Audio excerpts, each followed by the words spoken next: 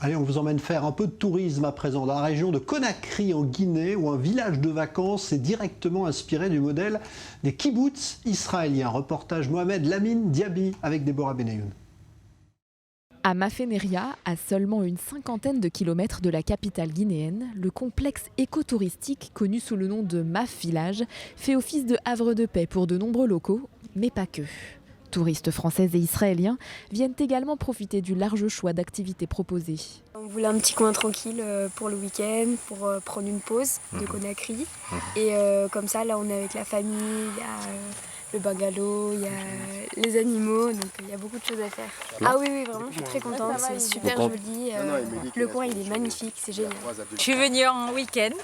Le calme, les petits bungalows, le repas, puis ce petit coin à la pêche, c'est super bien. Alexandre Camara est à la tête de ce complexe.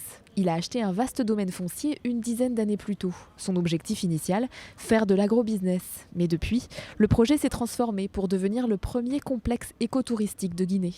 L'idée au départ, c'était d'avoir une maison de retraite, histoire de se reposer et mener quelques activités d'agriculture et d'élevage. Donc au départ, je me suis dit, je vais acheter un domaine assez important. Si j'ai envie de faire autre chose, que je puisse le faire. Et tout s'est fait par les efforts de ma mère, de mon épouse, de mes enfants, de mon grand frère, de ma grande sœur, où chacun a apporté du sien dans la réalisation de ce qui aujourd'hui peut être vraiment qualifié de village écotouristique ou de kibbutz. Nous faisons des excursions, nous faisons des randonnées car on a une super montagne qui est juste à côté.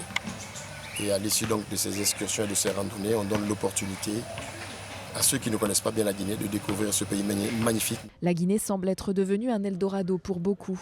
Esther Camara est française d'origine et juive.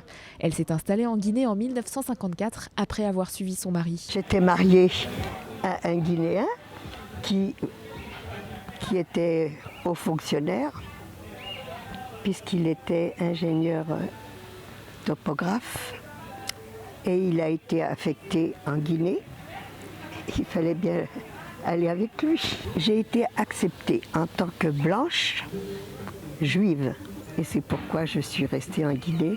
Elle espère que les liens entre Israël et la Guinée vont continuer de se renforcer.